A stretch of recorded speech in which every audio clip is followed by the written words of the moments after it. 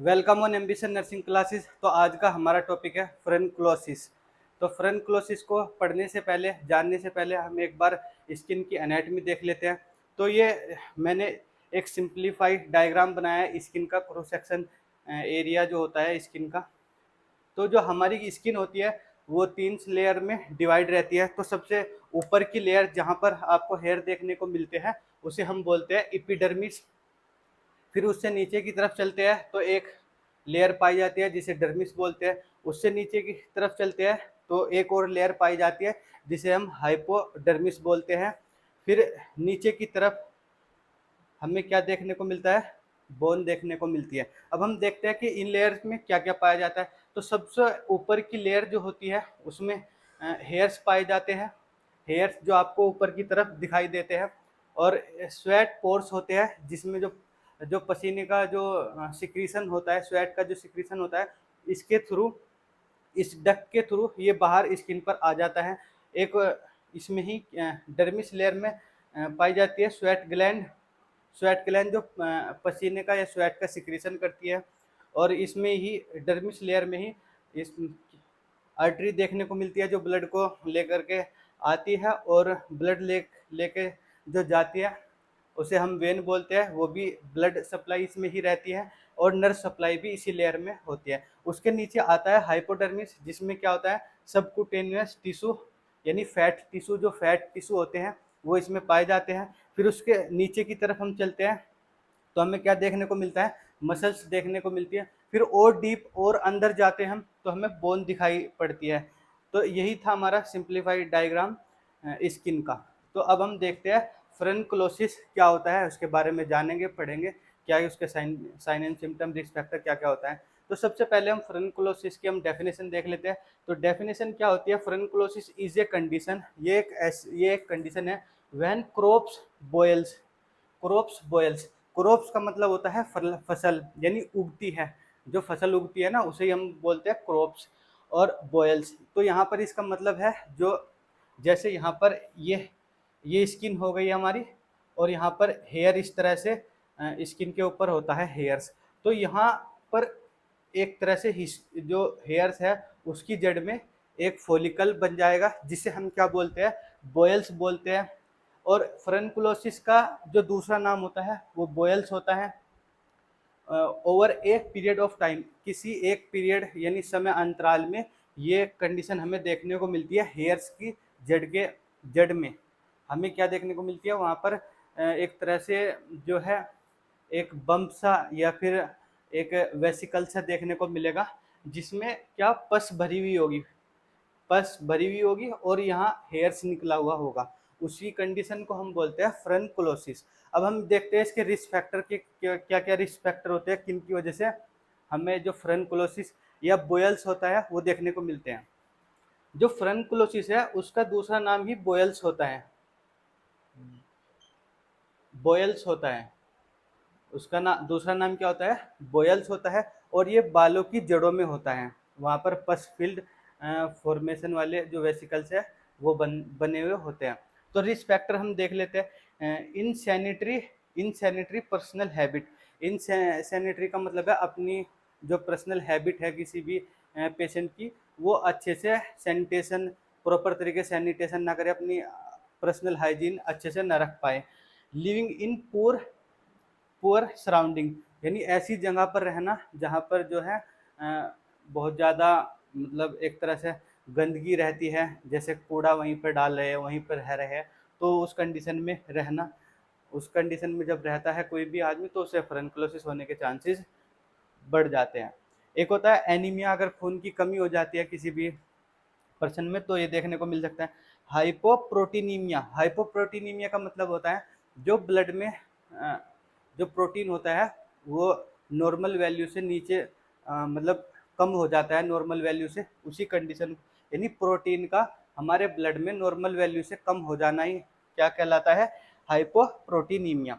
फिर होता है डेबिलिटी। डेबिलिटी का मतलब होता है कि एक तरह से कमज़ोर हो जाना, उसे ही हम क्या बोलते हैं, डेबिलिटी बोलते हैं। यानी कोई पर्सन है वो कमज़ोर हो गया, उसकी इम्यूनिटी वीक हो गई, तो एक तरह से जैसे जो पेशेंट है वो कमज़ोर हो जाएगा। उस वजह से हमें क्या देखने को मिलता है, फ्रेनक्लोसिस देखने को मिलता है।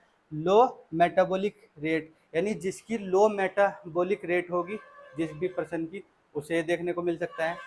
और फटीग, यानी अगर कोई थकान महसूस करेगा, किसी पेशेंट को ये थकान हो रही है, तो उस वजह से हमें ये देखने को मिल सकता है। Low general and local resistance to infection, यानी जर्नल और लोकल। जर्नल तो मतलब पूरी बॉडी में, और लोकल किसी एक एरिया में, वहाँ पर रेसिस्टेंस हो जाना, कम हो जाना, यानी कोई इन्फेक्शन आ रहा है किसी लोकल एरिया में या पूरी जर्नलाइज बॉडी के अंदर, उसे हैंडल करने, उसे रेसिस्ट करने के लिए उसकी जो पावर है वो कम हो जाती है। वो किस उसकी वजह से अगर उसकी पावर इम्यूनिटी को, यानी इम्यूनिटी डाउन हो गई, उसकी पावर जो है इन्फेक्शन को झेलने में कम हो गई है, तो उस कंडीशन में हमें क्या देखने को मिलता है, फ्रेनक्लोसिस देखने को मिल सकता है। अब हम देखते हैं कि जो फ्रेनक्लोसिस अगर किसी पेशेंट को हो गया है तो कौन कौन से हमें साइन एंड सिम्टम या क्लिनिकल मैनिफेस्टेशन देखने को मिलेंगे।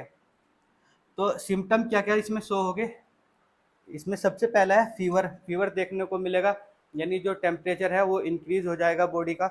मैलेज देखने को मिलेगा। मैलेज क्या है, आदमी बेचैन सा रहेगा उसमें। इस अगर ये कंडीशन है, बॉयल्स की कंडीशन है, फ्रेनक्लोसिस की कंडीशन है, तो उसमें बेचैनी सी जो भी पेशेंट है बेचैनी सी उसे महसूस होगी और वो बेचैन रहेगा। फटीग, इसमें थकान देखने को मिल सकती है। और क्या देखने को मिल सकता है, रीजनल एडिनोपैथी। रीजनल एडिनोपैथी वो होता है जैसे ग्लैंड, जो भी ग्लैंड होती है उसमें एक तरह से जो एडिनोपैथी का मतलब है जो ग्लैंडुलर टिश्यू होते हैं वो डिस्ट्रक्ट होने लगते हैं। अब हम देखते हैं डायग्नोस्टिक, यानी अगर फ्रेनक्लोसिस हो गया है तो हम किस तरीके से उसे जांचेंगे या देखेंगे, इन्वेस्टिगेट करेंगे। तो वही है डायग्नोस्टिक इवेल्युएशन। उसमें सबसे पहले हम पेशेंट की हिस्ट्री लेंगे, जो भी हिस्ट्री है, पास्ट हिस्ट्री या मेडिकल हिस्ट्री, सर्जिकल हिस्ट्री, जो भी हिस्ट्री है उसकी हिस्ट्री टेकिंग करेंगे, हिस्ट्री लेंगे और फिजिकल एग्जामिनेशन करेंगे उसका। फिजिकली उसके कई सारे स्टेप है, वो मैंने पिछली वीडियो में भी बताए हुए हैं। एक होता है सेंसिटिविटी टेस्ट। सेंसिटिविटी टेस्ट यानी देखते हैं किसी भी पेशेंट को, सेंसिटिविटी टेस्ट क्या होता है, किसी भी पेशेंट को किसी एजेंट के प्रति जो सेंसिटिविटी वो शो करता है उसी को इस टेस्ट में हम देखते हैं, सेंसिटिविटी टेस्ट।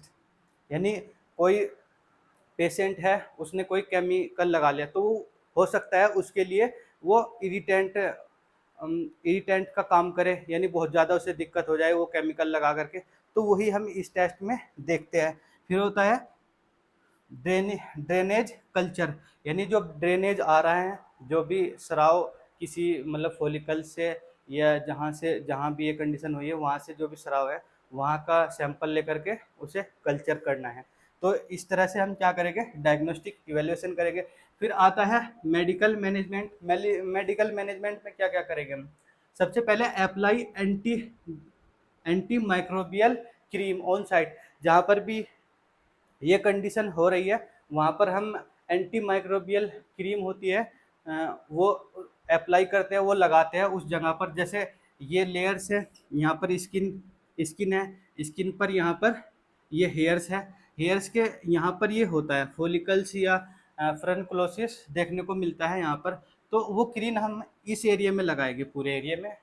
और प्रिवेंशन ऑफ रिस्क फैक्टर, यानी प्रिवेंशन करना, प्रिवेंट करना जो भी रिस्क फैक्टर है, ये रिस्क फैक्टर है सभी, इनसे बचाव करना, तभी हम इस कंडीशन से यानी ट्रीट कर सकते हैं। एडमिनिस्ट्रेशन एडमिनिस्ट्रेशन एंटीबायोटिक्स, यानी एंटीबायोटिक्स का को हम उसे देना है, जैसे पेनिसिलिन। पेनिसिलिन ये मेडिसिन आपको बिना डॉक्टर की सलाह के नहीं लेनी है, ये सिर्फ एक एजुकेशनल पर्पज के लिए है। Proper cleaning around the affected area, जहाँ भी ये इस तरह की कंडीशन हो रही है कहीं पर भी स्किन में या किसी भी हिस्से में शरीर के, तो वहाँ पर अच्छे से क्लीन करें, साफ सफाई वहाँ की अच्छी रखें, तो तभी इससे क्या हो सकता है, हम इसे ठीक कर सकते हैं। फिर हम इसमें देखते हैं कुछ नर्सिंग मैनेजमेंट, यानी नर्स होने के नाते क्या क्या चीज़ें वो परफॉर्म करेगी नर्स। प्रोवाइड साइकोलॉजिकल सपोर्ट, यानी साइकोलॉजिकल सपोर्ट देगी नर्स क्यों देगी उसे? क्योंकि उसे जो एंजाइटी है पेशेंट को या फियर है यानी डर है, तो वो दूर कर सके, वो दूर हो सके उसका। Intake proper fluid to prevent dehydration, यानी जो फ्लूइड है वो प्रॉपर उसे लेना है, प्रॉपर इनटेक करना है ताकि वो डिहाइड्रेशन से बच सके, यानी उससे बचाव हो सके डिहाइड्रेशन से। फिर और क्या करेंगे इसमें? टेक मेडिसिन प्रॉपरली, मेडिसिन जो है, जो भी डॉक्टर ने प्रिस्क्राइब की है मेडिसिन, वो रेगुलरली लेनी है और प्रॉपरली लेनी है। और फिर क्या करेंगे इसमें नर्स होने के नाते? अप्लाई क्रीम, जो भी क्रीम है, एंटी बैक्टीरियल है या एंटी वायरल है, जो भी क्रीम है वो उस जगह पर अप्लाई करेंगे। और पर्सनल हाइजीन के लिए स्ट्रिक्टली बोलेंगे कि उसे पर्सनल हाइजीन रखनी है, अपनी पर्सनल हाइजीन उसे रखनी है ताकि इस कंडीशन से वो ट्रीट हो सके। तो ये था हमारा आज का टॉपिक फ्रनकुलोसिस, यानी इसका मतलब होता है जैसे ये यहाँ पर मैंने स्किन बनाई थी और यहाँ पर ये हेयर्स है, हेयर्स की जड़ में यहाँ पर जो है पस भरी हुई रहती है और वो वेसिकल्स दिखते हैं, यानी ऐसे वेसिकल्स बन जाते हैं जिसके अंदर पस हो जाती है, हो जाती है। लेकिन ये मेनली होता है जो हेयर होते हैं उनकी जड़ों में, जो हेयर्स होते हैं उनकी जड़ों में ये कंडीशन देखने को मिलती है। उम्मीद करता हूँ ये आपको समझ में आ गया होगा, और अगर ये समझ में आया तो please like share and subscribe. Thank you.